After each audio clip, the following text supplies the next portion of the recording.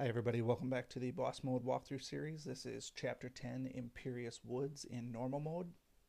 If you take a quick look at the enemies that we're facing here, you'll notice that there's only a couple of fast enemies. We do have to be careful about that, so that will kind of dictate how you choose your teams. Keeping in mind that fast enemies, obviously you have to come up with a way to either mitigate their damage or to kill them before your normal heroes get to take a turn. So the dungeon itself has a mixed boss of fast, normal, and slow enemies. For this normal mode, we're actually going to start out with the standard Undead team. The reason I picked the Undead team for this is because, in general, they have pretty high survivability. Um, if it came to any particular team as far as boss modes go, I'm a general supporter that your Undead team should be first and foremost ahead of anybody else. So, we picked the Undead team just because they tend to hit really hard with Zom and Brahm, and then with the epics on Yorick and Hansuke, they constantly get heals and buffs. So it's generally a pretty reliable team. You can also swap out and use Overlord if you need to instead of Hansuke, but that's really up to you. So we saw the little Ella clone there. She does the little Viper Strike. You'll see that from time to time. I've noticed that it doesn't hit very hard against the Undead. Honestly, against some of the other teams, it doesn't hit hard against them either. And then the pigs are slow, so you can always kind of focus fire them if you need to. If your Undead team is a little bit weaker, I would recommend just picking on one of the pigs to start with and wear them down completely to nothing rather than leaving them linger.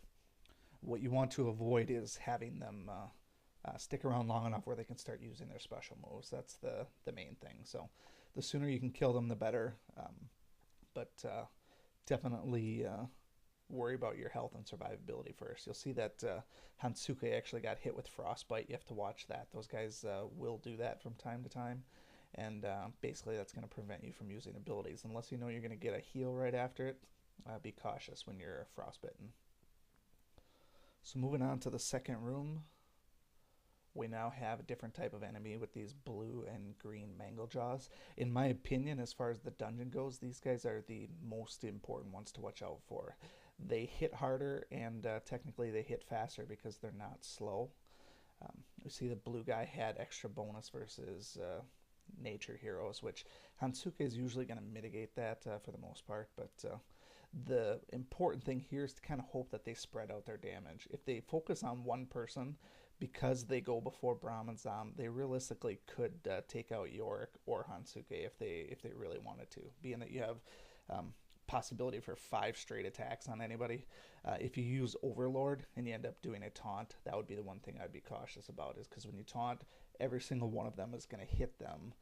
Um, so unless you can count on the rooms to be littered with the pigs, and you know you can kill them with Brahm and Zom before they get a turn, I would assume not to taunt too much. You can use Hansuke's Vigilance if you like. I personally didn't really see it as necessary when I ran it because these guys were surviving pretty good. So here's a nice variety room. We have one fast, 2 normal, and 1 slow. So it's a matter of determining who you actually want to kill first, who you feel like is going to be the biggest threats. I tend to go towards the fast ones first. I know that Brahm and Zom are going to get to attack the pig. So I kind of hope that sometimes I get a critical in there, maybe just one shot, and then I can take out the Ella clone. Occasionally, like this here, I do whip out the AoE attack just if I feel like it's a little bit safer play. Don't want to give those other guys another set of turns. If I wasn't confident that Yorick and Hansuke could kill both of those mangled jaws, it's sometimes a good idea just to go for the kill. And since most of the bosses in boss mode are immune to darkness anyways, Brahm's first AoE attack rarely ever gets used anyways, so may as well just whip it out every once in a while and see what it does. So depending on the team you're using, this room here is actually kind of critical because there's slow guys in here. If there's any at all chance that you can get into the next room with buffs, that's definitely going to be handy. But main thing is to make sure your health is high because the boss fight is a little bit different than other ones because of there's a dual boss situation, so you have to be a little bit cautious in terms of how you actually approach it.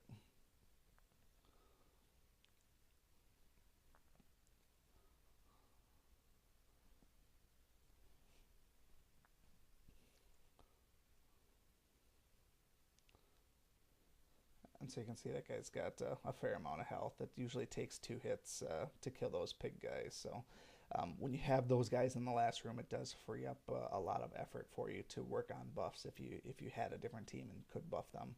Using Yorick's buff is certainly helpful if he's got the his Guardian Strike up. So now the thing to note about these guys here. First off, the green guy hits first because he's fast. This is one of the reasons why you might want to consider bringing in a fast hero. So he hit with poison here, which Zom is generally susceptible for. But the thing you got to watch out for is these guys here get a bunch of turns. The blue Sume is a bit of a nuisance because he starts off with haste, and so he's got a high dodge chance. The demon, actually, the green guy has he dodges everything that's not a critical attack. So both of these guys right off the bat are hard as heck to hit. They also have both boss frostbite and boss poison. Now the poison that was issued out to Zom wasn't actually boss poison; it was just regular poison. Which basically means that if you get hit with boss poison, you're on borrowed time. If you get hit with boss frostbite, you're stuck using just basic attacks. So if you can get marked for death on these guys, that's definitely a good way to go.